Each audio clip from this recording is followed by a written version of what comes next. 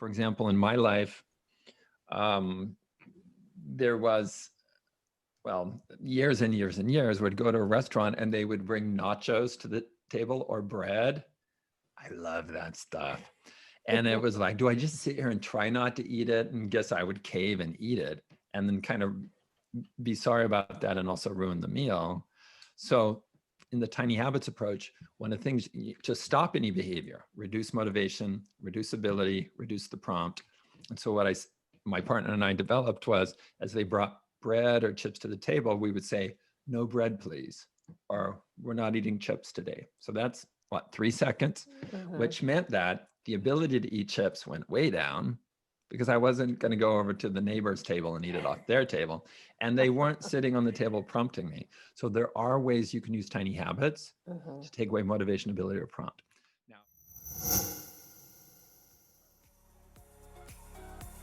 on the Healthy Human Revolution podcast, Dr. Lori Marbas interviews nutrition and lifestyle medicine experts and extraordinary guests whose informative and inspiring stories will empower you with the knowledge to transform your life and health. Welcome to the podcast. I'm Dr. Lori Marbas, and today I'm very excited to welcome Dr. BJ Fogg. How are you today?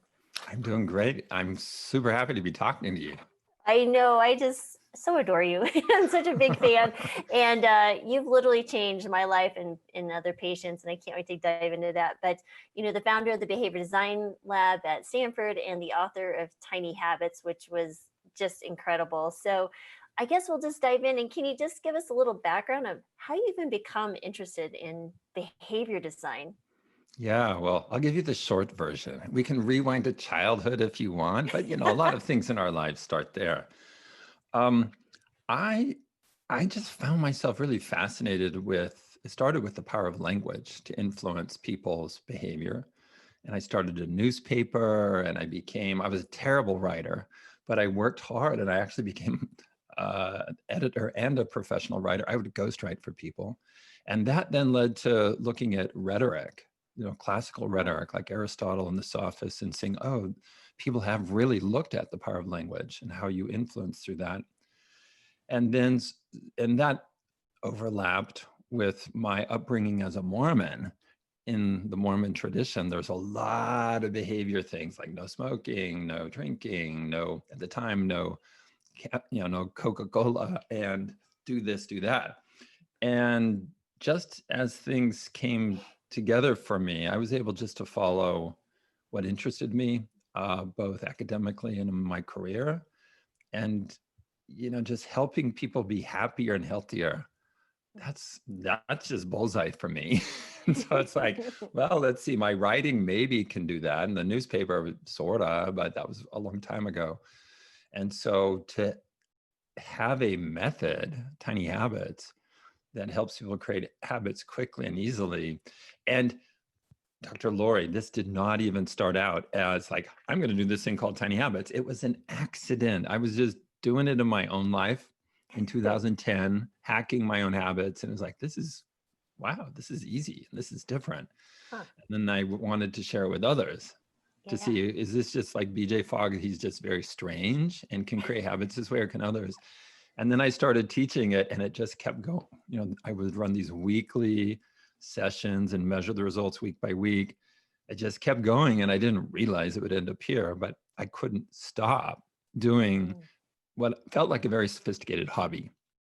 I wasn't being paid for it. It wasn't like officially part of my Stanford lab or research.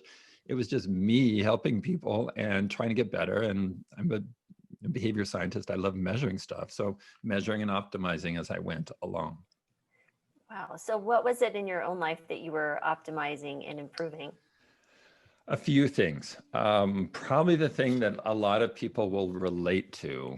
Well, one was my weight and the other was stress. Very common, right? And just things were catching up to me. And I think this is why I was like, I gotta change my habits, because I was under a lot of stress. I was doing conferences at Stanford that had big implications. I just been recovering from doing a startup that didn't work. And that was very, very discouraging.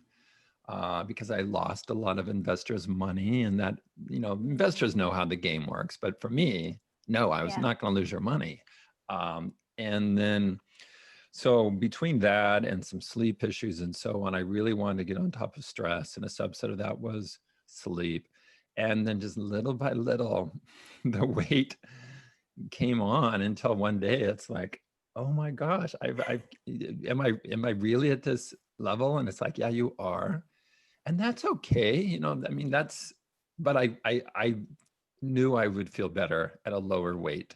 And it wasn't about the weight. It was just about overall, health of my body, which a lot of times we measure on the scale, and that might be a bad idea. But it was just, I just need to, and here's what was funny. I just felt at the time that if I don't solve this now, especially with, the physical strength and weight and so on, it'll be too late because you're almost 50, BJ. So this is a while back. Now it's never too late, but I just had this feeling like, if I don't do this now, I'm not going to get on top of this. So you got to figure out how to do this.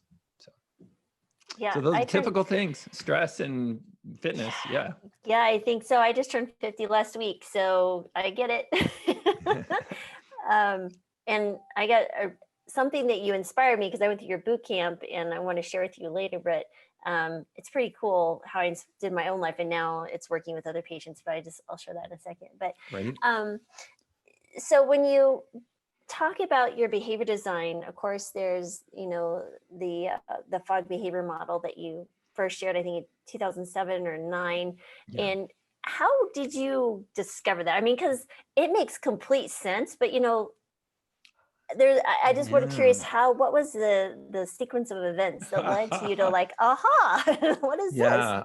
And I've thought a lot about this. I don't have that good of a narrative memory. I have a really good conceptual memory.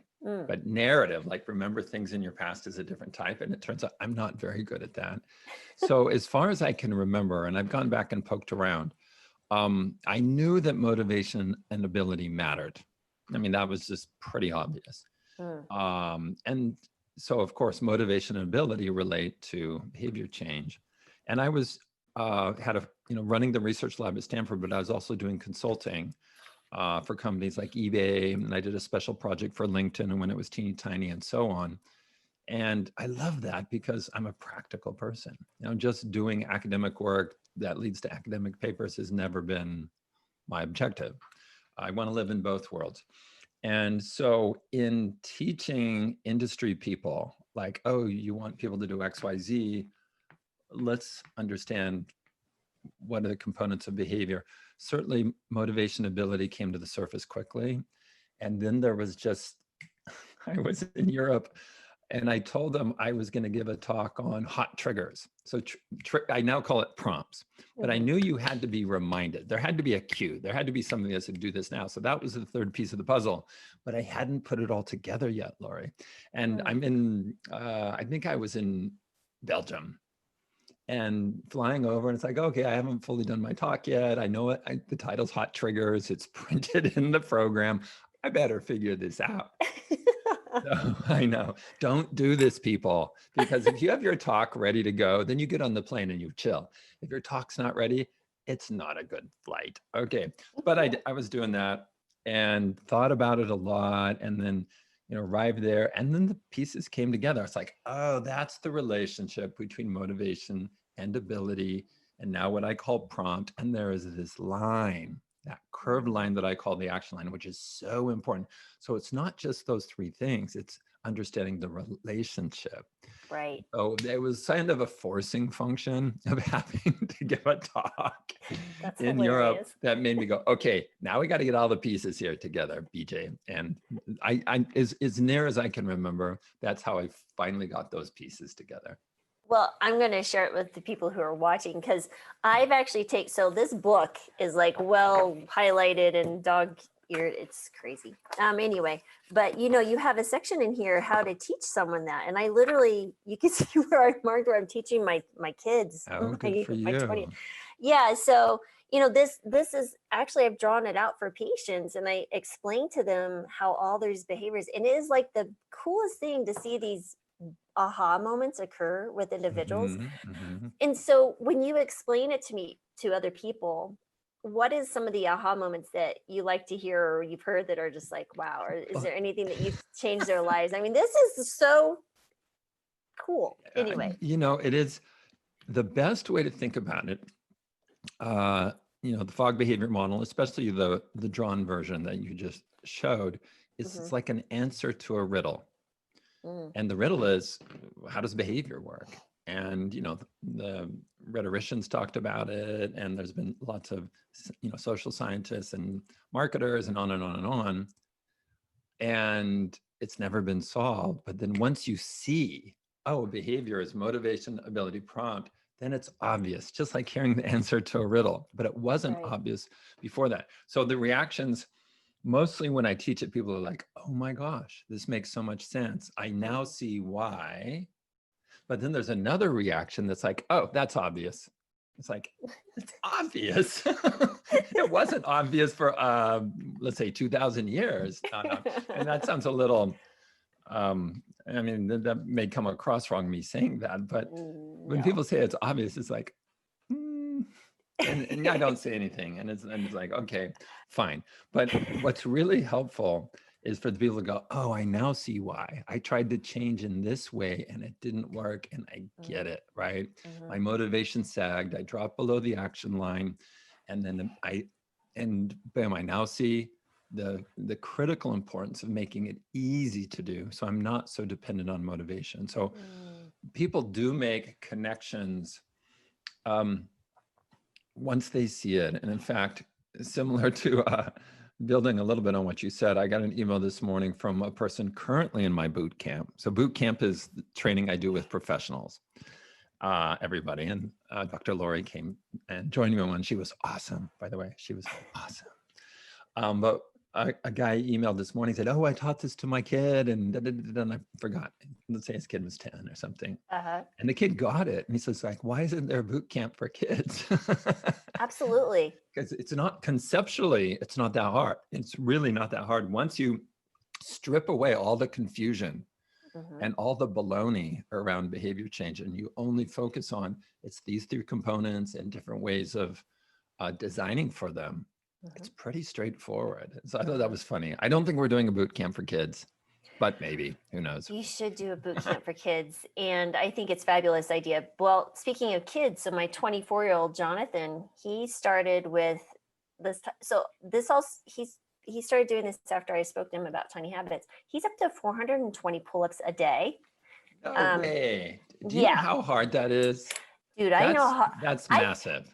It is mad. He wants to break the 24-hour pull-up record for 8,000, close to 8,000. And he is cracking me up. So he's got the whole thing designed, how he's figured it out, when he does it. He's like, it's amazing to me. He's like, okay, for context, everybody who's listening, most people can't do one pull-up. I can do some. And I got injured my shoulder about a year ago, so I've paused on it. So I could probably do 8 right now if I pushed it. The most I've ever done in a day is I did 100. And I wanted to do 100 push-ups, 100 pull-ups, and 100 burpees in one day. And the push-ups weren't so bad. I do tons of push-ups, and the burpees are annoying, but you get through them.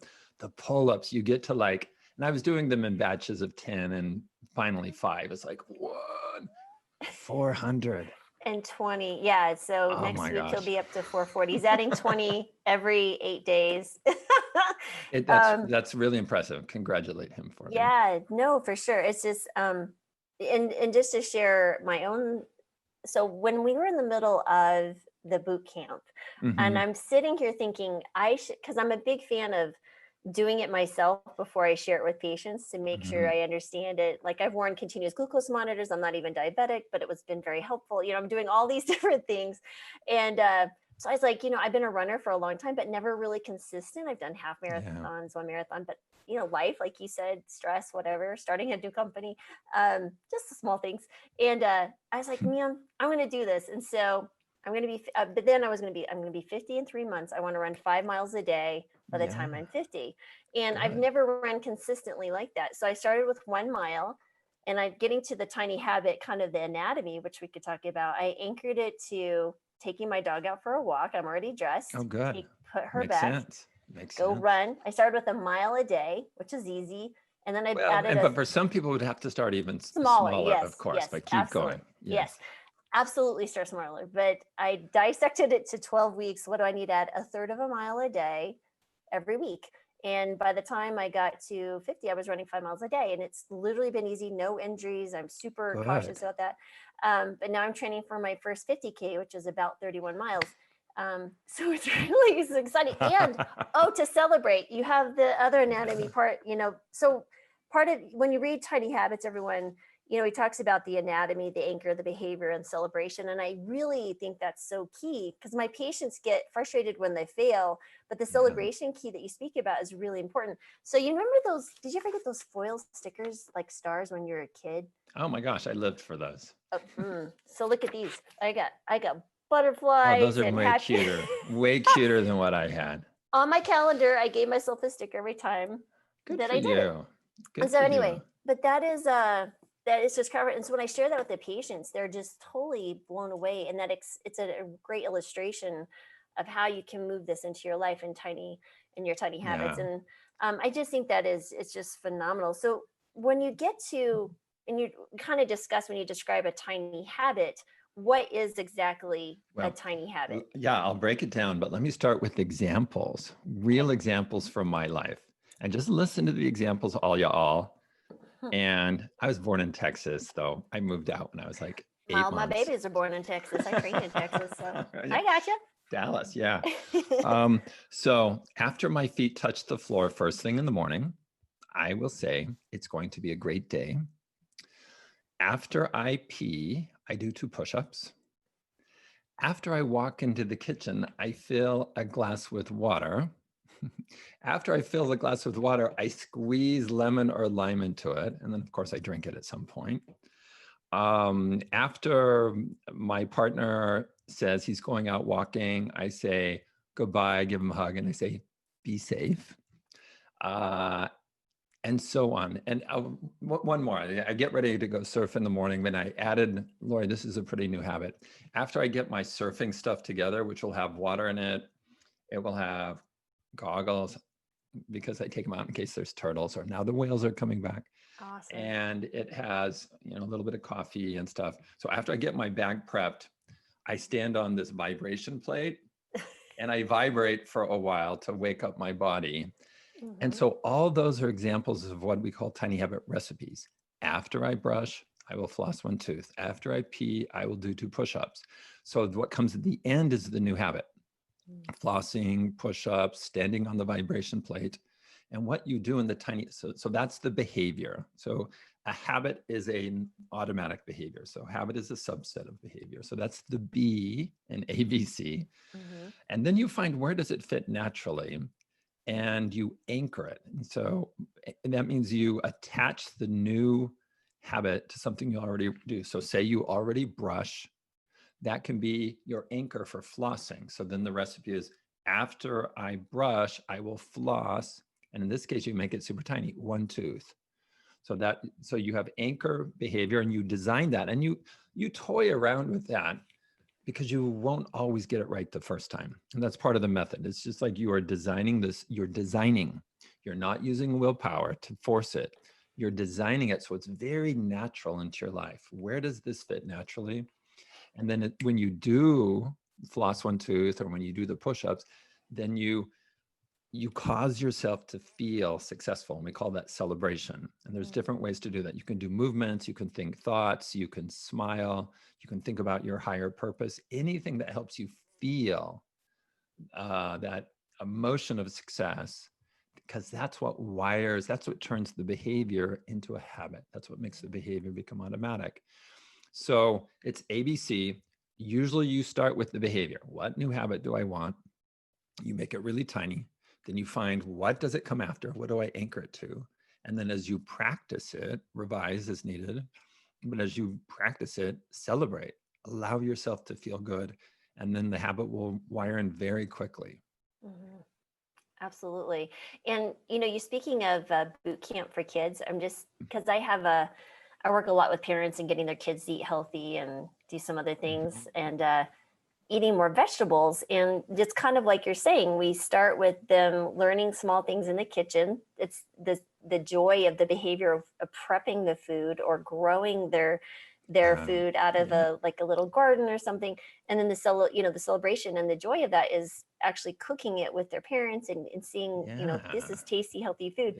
And that's a great way to introduce these type of things to younger children or to teenagers or to young adults, whatever.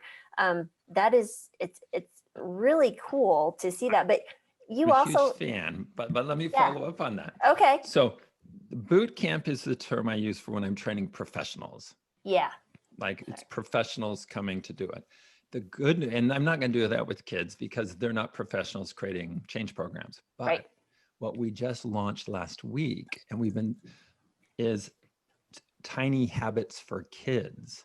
So now there's a community and we're letting people in slowly. So I don't know when people will hear this, but and it's not for kids, it's actually for parents and teachers and doctors and anybody that works with kids. And there's specialty groups there for kids with special needs, for different domains. We don't yet have a discussion or a group on cooking, but we could.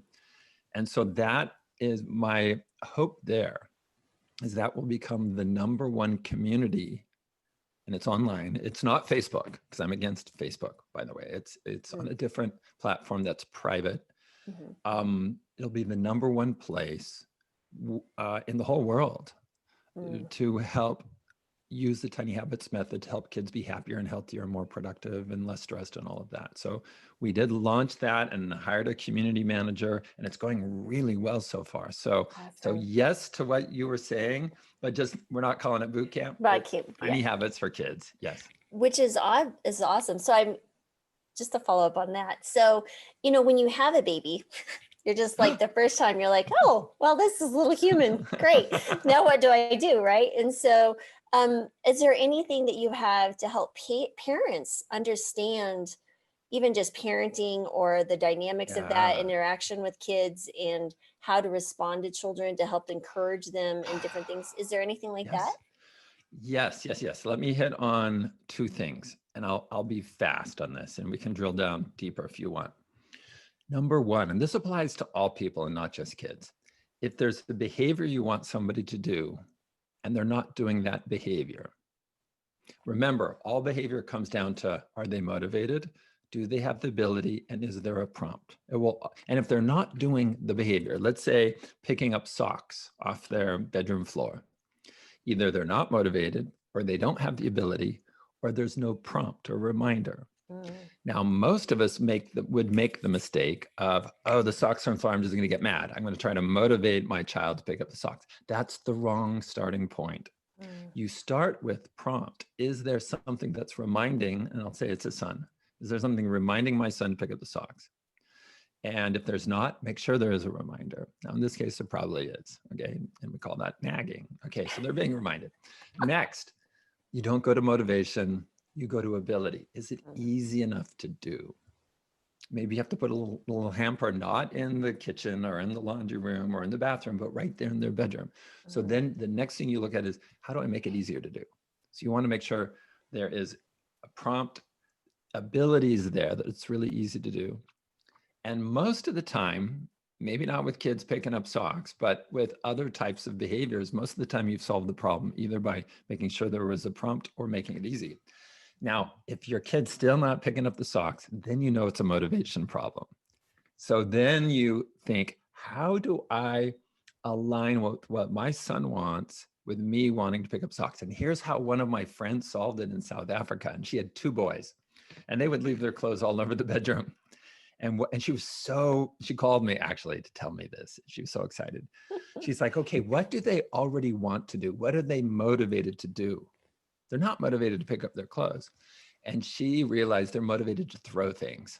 And so she bought a hamper, put it in their bedroom, and put like a basketball backboard over it. And said, hey, what I want you to do is whenever there's anything on the floor, see if you can throw it in to the hamper. So notice she tapped into motivation they already had, which was to, throw things in the hamper. And and that solved the problem for her right there. So there is a troubleshooting order. and in summary, and too often we go to like being upset or threats or bribery. Start with prompt, ability, and then if you have to figure out how to motivate, then you know you're there, but you don't go there first. Right. And I think that's fabulous, because the first thing that went to my mind is basketball hoop Yeah. as a parent. But, it's exactly right. So parents, for example, will come in. It's like, my kid is constantly crying when we go to the store. I was like, well, what do you do? Well, I give them candy or something. Like, well, you're just reinforcing the behavior you're Yeah. not wanting. So let's think about this for a second. And it's really cool is that as a physician, I started this podcast because I was so curious about why could some people go from 400 pounds to a normal weight by eating a healthy diet, and suddenly they just changed. I'm like, well, how did you do that? I could not figure it out. What was the answer? And so does any of your behavior design go into what is the trigger to help people suddenly want to do something that might be life changing? Well, I know someone, you know this, you're just having me say it. So you're asking a question to which you know the answer, but I will give one version of my answer. Okay. The only habits that wire and stick reliably are things that people already want to do. So if you don't want to go walk on the treadmill, guess what? You're probably not going to make that a habit very easily. If you don't want to eat kale, guess what? That's not going to become a habit. So if we look within the world of nutrition, find those foods that are good for you that you like eating. Don't force yourself to eat foods you don't. And that might be, and it will probably be some trial and error. Let me try this. Let me try that. Let me ask friends and so on. And so figure out which foods are on your game plan that you also like eating. And when you do that, then it's a lot easier to resist the foods that are not on your game plan. One that was pivotal for me back in the day, as I was figuring it out for myself, was cauliflower. And not just cauliflower, but cut it up and dip it in mustard. And I know that sounds crazy, but it was so satiating. I know you give me this face, but it was so satisfying because it was crunchy. And then I loved the spice of mustard. And then I didn't crave like French fries or chips or crackers. It was like, and so that was my go-to afternoon snack and 100% on my game plan. Awesome. And you just figure out things like that. And they're not entirely obvious. That's why, you think of this as a design journey, a design process, and it can be a really fun one. And then there might be things you start, like I started the habit of eating an orange every day. And I decided after a while, it's like, no, that's not really working for me. And that's okay. You let it go. It's like, no, I discovered I don't want to eat an orange every day. I don't think it's on my game plan. It doesn't make me feel good. For me, it was just too much sugar, I guess, or fructose or whatever. So focus on things that you already want to do and make those habits and be really exploratory and have fun and be really flexible. I mean, nobody's perfect in this journey. And too much of the chatter out there says set a goal and track it and be absolutely perfect. No, that's not right. Right. Know where you're headed and figure out what habits will get you there, but figure it out and play around. You design and redesign your habits. Yeah, I'm not a big fan of the, no pain, no gain type thing, because I think all you're doing is creating more obstacles for you. It's like, I don't know. I think you're right 100%.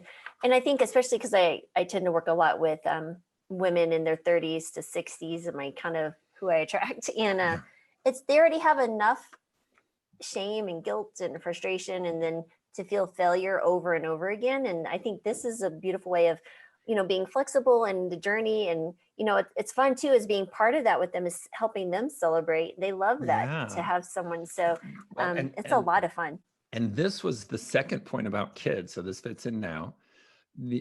In one of the big controversial, I thought it was going to be controversial, but it hasn't been. But one of the big shifts that I want people to take away in my book is habits are not, you don't do repetition to create habits. Habits form when you feel successful. It's an emotion. And I name that emotion shine. That's the feeling of success. And so with your children, to help them wire in habits. If you help them feel successful as they do, tidying the kitchen counter or picking up their socks or sitting down to do their homework, that's when you're essentially reinforcing them by giving them this positive emotion. And there's different ways of doing it. I'll give an example from my childhood, even before. I mean, I think everybody can connect real world examples with the concept. We just didn't have a name for it. In Tiny Habits, we call the method celebration. The emotion you're shooting for, we call shine. It's a feeling of success. Back when I was a kid, let's say it was ninth grade. One of my friends was a really, really good trumpet player. But over the summer, he decided, I don't want to play trumpet when I get to high school. I want to be in the jazz band and not trumpet. I want to play saxophone. And it was competitive to get in the jazz band because the high school had a very good jazz band. But he started in, and he told me this story years later. He said his mom would be in the other room reading, and he practiced a lot, up to 6 hours a day, Wow. which is a lot. But he said whenever he finished a song, his mom would be in the other room going all summer long. And so she was helping him feel successful, which kept him going and which wired in, the habit of practicing and increased his motivation. By the time he hit high school, he not only made the jazz band, he was the #1 sax player, which freaked out the older students. Like, where did this kid come from? Well, I see that story as the power of shine, as the power of helping other people feel successful to reinforce or wire in those good behaviors. And, the opposite is shade. Shade is, you make somebody feel bad. And if you just put those on the table and say, well, do I want to help my child feel shine or feel shade? Of course it's shine, but too often we go to the shade side. So that's one of the, in fact, at Tiny Habits for Kids on the platform as we were interacting today, that was one of the things I said. We have a part of it where it's like, like big dreams and moonshots. Where do you want this to go? And mine was, I want to have kids learn the Tiny Habits method, but especially shine in 4th or 5th grade. I'm just putting it out there, but wouldn't it be great? I mean, it would have been transformative in my life if I learned how to feel successful, learned to embrace that emotion, and applied it through my life. I would have had, I would have done better, I guess. But now it's exciting. It's exciting to be on the other side. And even the simplest interactions, like, I was surfing this morning with a guy that's not very good, but he's progressed. Well, let me shift gears. Both of these are true, but this is more interesting. There's these 2 kids that started surfing about 2 weeks ago, and they were not good. They're cute little kids, though. And they're about 9 and 12, brother, sister. And as they've progressed, I pointed out to them, says, oh my gosh, you've gotten so much better. And da, da, da, da, da. So for me, somebody they just sort of know as somebody who surfs early in the morning, to say, wow, you're so much better at this now. And notice this and notice this. And then I told their dad yesterday, I said, man, you're going to have a couple of surf bums on your hand. They're getting really good. And it's actually a good thing, they'll be active, they'll be connected to nature. So just think, how can you give shine even to somebody you don't really know to help them wire in good habits? Absolutely. And that, coming to a parenting example, Jonathan, the one that's striving for the pull-ups, when he was little, so I had my older daughter who's about to graduate medical school, super bright, smart, does her thing, no problems. The youngest, same like her. The middle one, though, he couldn't. It was really weird. We started. He could talk normally and everything, but when we go to start kindergarten, he couldn't learn his letters. I was like, what is going on? This, he's a little bit older. We held him back a year to start, and we went through a variety of things trying to figure it out. And come to find out, I read a book called The Gift of Dyslexia. A friend of mine who was in medical school at the time said, it sounds like dyslexia. And sure enough, it was like reading all about Jonathan. And what was really interesting about that book was learning how to do these different things to help him understand the structure of letters and sounds. And he learned like 16 letters in over the course of 2 weeks at Christmas break. And it was like a breakthrough moment. Wow. And I took it from then. So that was in the, let's see, Jonathan was born in 96. So that was early 2000s. And so I started looking for avenues for him to be successful, not even understand. I Good. just wanted him to understand Yeah. that he could do that. I was like, Albert Einstein was dyslexic, all these amazing people, and were amazing individuals, and you see things differently, were dyslexic. And so Jonathan in first grade had he couldn't hardly read at all, but by fourth grade, he had a first grade reading level. Mhm. And then finally by eighth grade, he had caught up to his peers and then went on to graduate third in his class and won a full ride Wow. scholarship to college. And Jonathan, what was really interesting was doing that, exactly what you said. So if he found something that he liked, I did everything in my power to we got more of it. Like he found a book that he liked. I bought the whole series. Yeah. So it was like, Yeah. we doing that. I wrote a story. I wrote a book with him actually. Well, we started it and I finished it. And I still have it. It's a middle-aged kid book, but it was about that. I actually finished it when I was deployed to the Middle East in the Air Force because it's such an escape. But that was kind of the thing. And he's an excellent writer now. But that's Wow. exactly right. You can show the interest and shine and invest Yeah. in your kids. It's really amazing. And I learned so much in that process. And the feedback, and I have a diagram in the Tiny Habits book where I talk about this, the feedback that is super, super powerful, whether you're super powerful shine or devastating shade. Think of two circles overlapping. One is, here's a topic that your child cares about. And the other circle is, they are uncertain about their performance. So the overlap of that, they care about, but they're uncertain. Any feedback you give is supercharged. So if you give positive feedback, like I did to the surf siblings, they're learning to surf and they're uncertain. And here I am, a lot more experienced. And I'm saying, wow, you're really progressing. Tons of shine. Right. But if I had come and said, look, you're really not, you're not adjusting on the wave, right? Or you're getting in people's way, that would have really, really hurt probably. So just recognize the opportunity we have to give kids, spouses, colleagues, even ourselves, that feeling of shine to help us move forward, but also the dangers. I mean, you could be very well-intentioned, but if it's something they care about and they're uncertain about their performance, if you give them, negative feedback, it's going to be super powerful and it may not have the effect that you intended to have. Right. Absolutely. And, I think about as a female going through medical school 20 some odd years ago, I had more than a few individuals because I was a mom. I had the 3 little ones when I started medical school. And I was like, you shouldn't be in medical school. You're 1, a female, and 2, you're a mom. What are you doing? And it just really motivated me more. But so, it depends honestly how you filter it through yourself.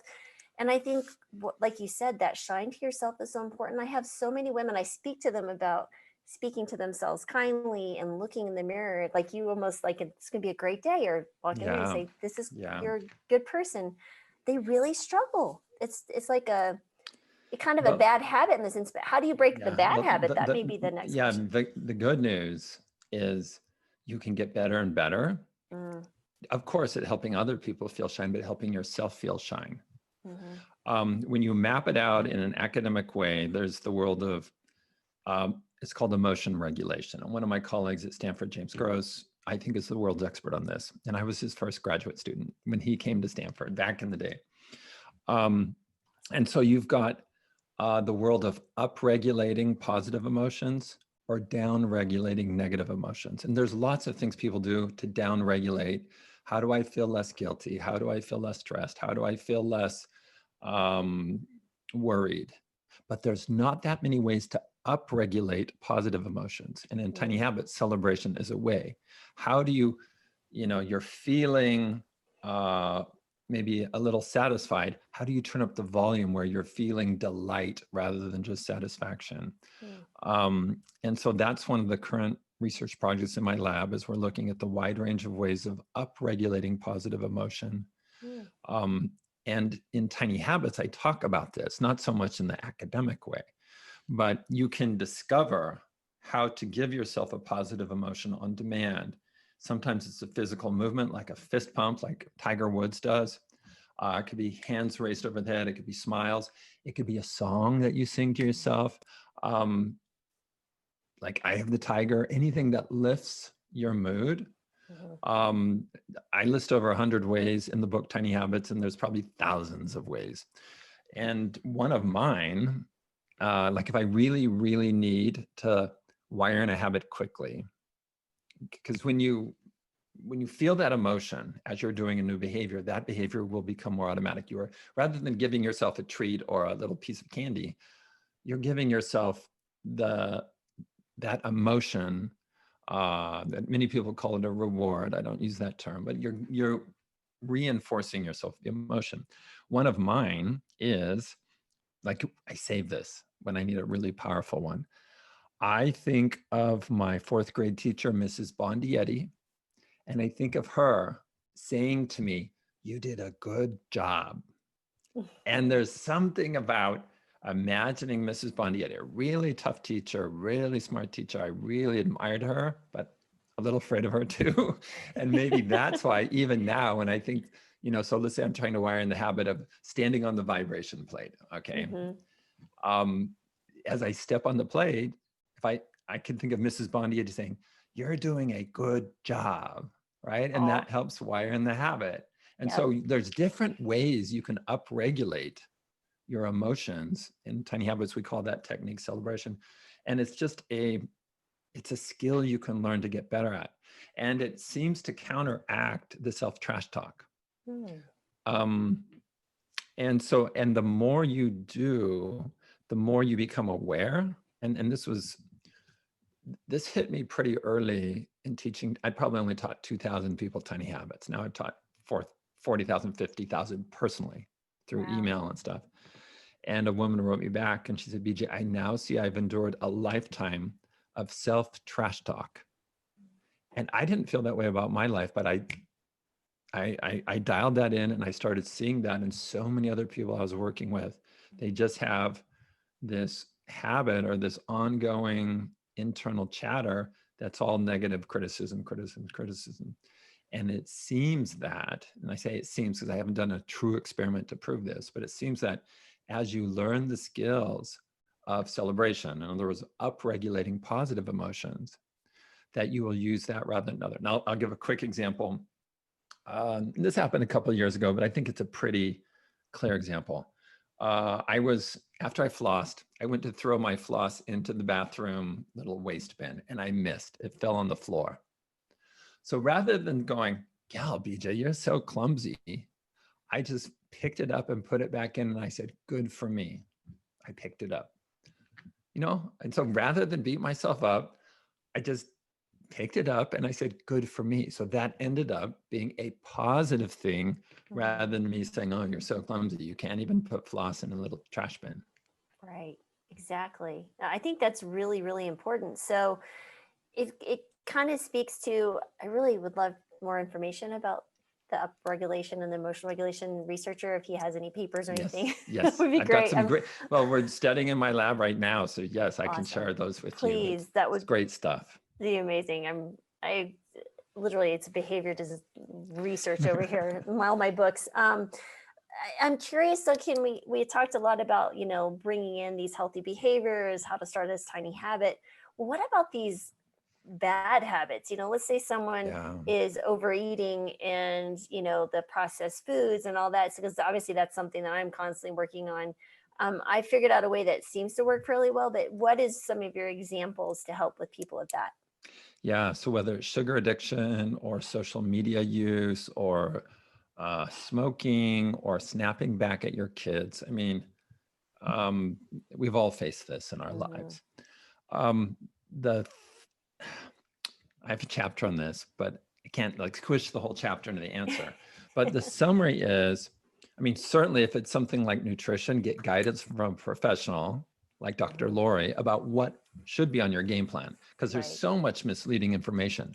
Because if you create a habit and then you're still eating like non-fat yogurt, you're not really, at least in my mind, you're not really helping yourself because you've not picked the right thing. So you need in some domains, you need expert guidance, like here are the behaviors, or here are the snacks, or here's the foods that can be on your game plan.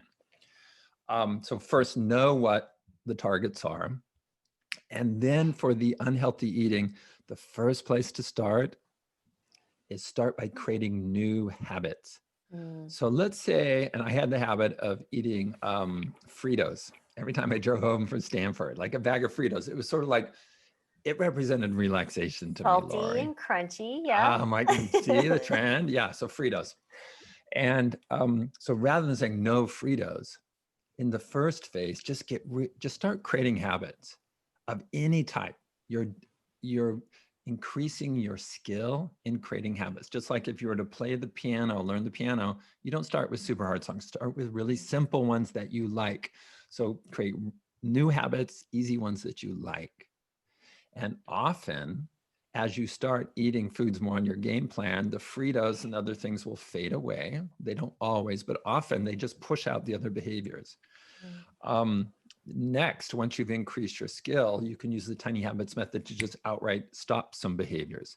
For example, in my life, there was, years and years and years, would go to a restaurant and they would bring nachos to the table or bread. I love that stuff. And it was like, do I just sit here and try not to eat it? And guess I would cave and eat it and then kind of be sorry about that and also ruin the meal. So in the tiny habits approach, one of the things to stop any behavior, reduce motivation, reduce ability, reduce the prompt. And so what my partner and I developed was, as they brought bread or chips to the table, we would say, no bread, please, or we're not eating chips today. So that's 3 seconds, which meant that the ability to eat chips went way down because I wasn't going to go over to the neighbor's table and eat it off their table. And they weren't sitting on the table prompting me. So there are ways you can use tiny habits to take away motivation, ability, or prompt. Now, if that still doesn't solve the problem, there might be remaining ones. That's when you look at swapping. So many people will tell you to start with swapping. I'm saying, no, that's the last phase. So then it's like, oh, that's when the cauliflower came in. It's like the 3 p.m. I really need a snack. And it wasn't like I'm not going to eat. I'm going to eat something because I'm hungry. So it's like, well, instead of eating, crackers or chips, so then you would swap in the cauliflower.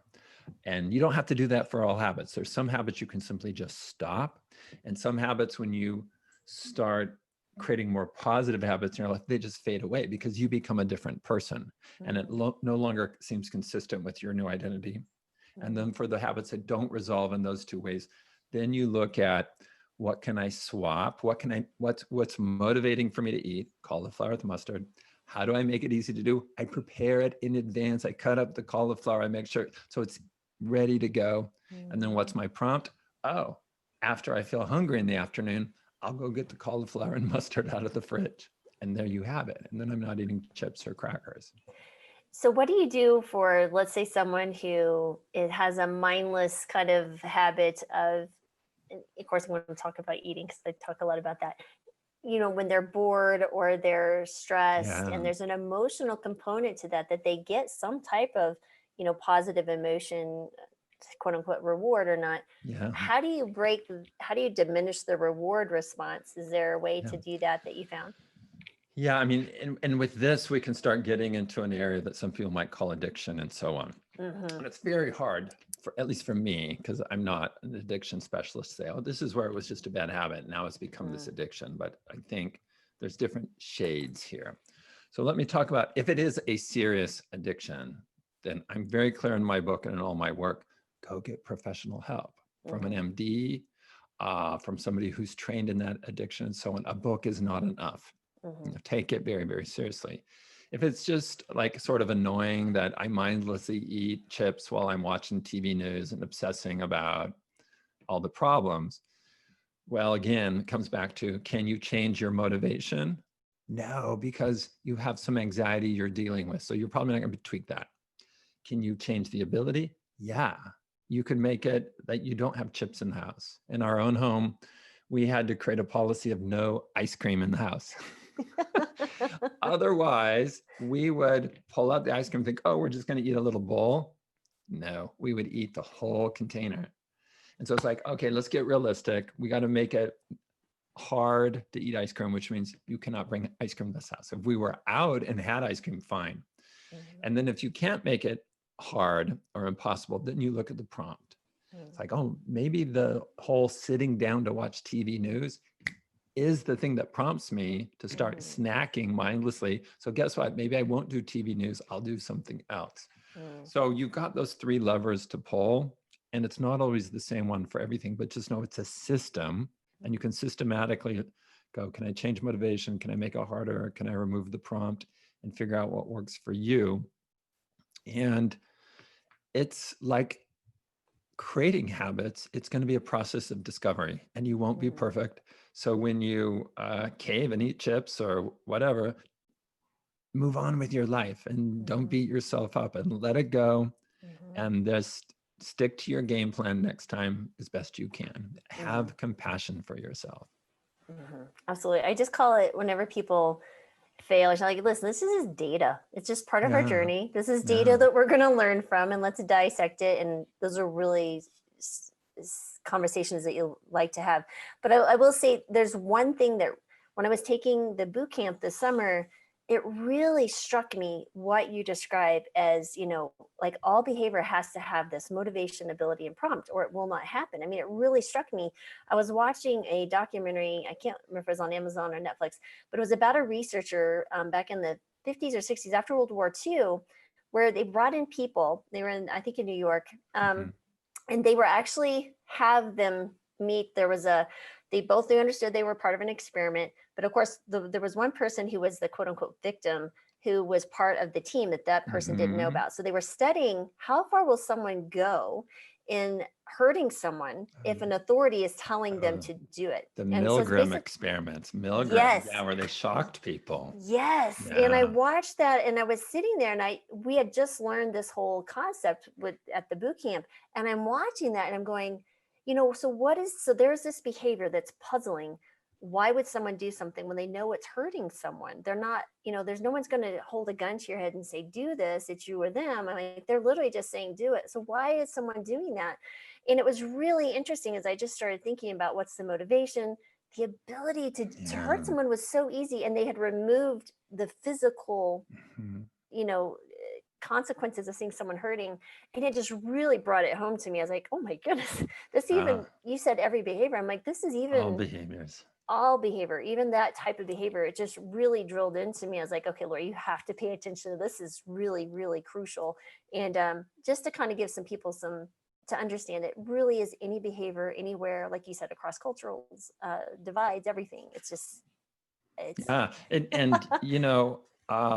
And with that in mind, everybody, I invite you never to be bored again in your entire life, because if you're sitting at the airport or just sitting outside watching birds, you can watch behavior and go, oh, what was the motivation for that behavior? How was it made easy to do? And what was the prompt? And so you can, and I hate to confess this, but it's true, for years, ever since the model, I just see the world in that way. So any behavior you observe, there's some motivation for it. And they were able to do it, and there was a prompt, and you can just sit there. And I'm training geckos right now. So I'm living in Maui now for the duration of the pandemic and stuff. And there's one day I just got this idea. It's like, oh, I'm going to train geckos to come eat out of my hand, wild geckos. Okay. And it's working. And so, it is working. I mean, guess what? They like mango. The order is this. They like mango, then it's banana, and then surprisingly, they don't really like papaya, and they hate limes and lemons. Okay, it doesn't work. So now I've kind of gotten to know the little gecko community, and I can recognize them, and I see them interact. By the way, they don't hang out together. They chase each other and whatever. So just even sitting there watching the geckos and inferring what was the motivation, what prompted that. It's not only interesting, it's incredibly calming. I don't know why. I'm just saying, I invite you never to be bored again if you just start analyzing all behavior around you in terms of motivation, ability, and prompt. There are two comments to that. Okay, I'll never look at a gecko the same. But number one is it reminds me of when you were, I don't know if you were ever a kid, but when I was a kid, I used to sit in the mall and watch people and go, we used to Yeah. make up stories of people, but Yeah. now I'm gonna dissect their behavior And it and could what they're even be, doing. what are they wearing? Why did they wear those shoes? Why did they take Oh, that purse? I mean, it's a just, whole other level. yeah. So you can just, Thank you. and it's good practice, because then it's practice. And then when you have it in real life within your home or with a colleague or yourself, Right. you've practiced. Oh my Yes. goodness. That is phenomenal. And the other thing is I've done the same thing with squirrels here. Oh, good. There we So go. So we're not so different. I have a video. Well, we just moved in. We downsized. The kids are grown. They're doing their thing. We're like, oh, freedom. So we moved to a smaller place. And I had over the summer, um, we live in the mountains, and there's the squirrel came up I'm on a second story, was sitting right up and looking at me at the light, like right, Wow. literally. And he Yeah. literally put his little paws up there and was just looking at me. And I was like, I wonder if he'd eat something. So I did There some we go. research on what they'd like, and I set it out. And I found they didn't like blueberries. They liked pecans, was their favorite nut of all the nuts, didn't like walnuts. And it was just really fascinating. And then there were other squirrels coming and chasing them off. And it's the exact same thing. That is So until good. they started chewing at my furniture, then I had to stop. But Oh, anyway, well, behaviors all around us. And wow. I don't often talk in these terms because it offends people. So warning, you might get offended. But think about how you get your dog to do stuff, right? There's a Mhm. prompt, there's a command, that's the prompt. When they do it at the beginning, you reinforce them with a treat or a good boy or a click if you're using click or Mhm. training. The concepts are the same for humans. And Mhm. the way people get offended, some people is like, oh, we're not animals. We're Yeah, we better are. than those creatures. Like, no, we are We animals. are very much so an animal. And the way behaviors wire into us or get pushed out of us is the same, Exactly. essentially the same. Well, I think that's why dog trainers or anybody with animals, you can understand their behavior and why we want a dog to do something. Well, why would they want to do the behavior you want them to do it? And Yeah. so, like when you take your dog out to go to the bathroom, like I do our dog every morning, well, why does she want to go out besides go pee? It's not to pee to pee. She wants to go out and walk around. So after Yeah. we pee, we walk around, and that's her Yeah. reward. That's We don't that's just go straight back in. good. That's good. That's it's like the kid throwing the underwear on the floor into the hamper with basket. They make it and they're Right. going, yeah. So again, it's the emotion, it's the thing that reinforces the habit. It's Yes. all around you. Just everybody just look and just observe. By being a careful observer, you can learn so much about behavior, and Wow. not just in abstract ways. It can be really Right. practical. Right. I mean, and you could just do that as a parent watching your children, what they're doing. I mean, there's Mhm. just so much wealth of information here. But I know I want to be respectful of your time. I'm sorry I went over a little bit, but everybody, Tiny Habits, I'll put a link to it and everything. And thank you so much for spending time with us today. Is there any final advice you would have for anyone besides buy your book because it's amazing? I'll just, the last piece of content in the book is probably the two things I want people to remember. These are the overriding. One, help yourself do what you already want to do, or help your kids do what they already want to do. So that, and help yourself feel successful, or help others feel successful. If you want lasting change, if you want habits to wire in and endure, those are the two things you do. So if you forget everything else, if you forget that Dr. Lori was training squirrels and I was training geckos and everything else, remember the two keys to lasting change are help people do what they already want to do, help people feel successful. Absolutely. And those are your two maxims, which I Yes. think are really important for the foundation. And I tell my patients that all the time, like, listen, this is what we got to do. But I just want to point out too, in the back, I'm a very systems dynamics type of person thinker. And so you have all of this in like flow charts and stuff, and it just makes so much crystal clear sense. So guys, check it out. It's really awesome. And thank you again. It was Thank amazing you. to speak to How you. I fun. so appreciate you. I had a blast. Thank you so much.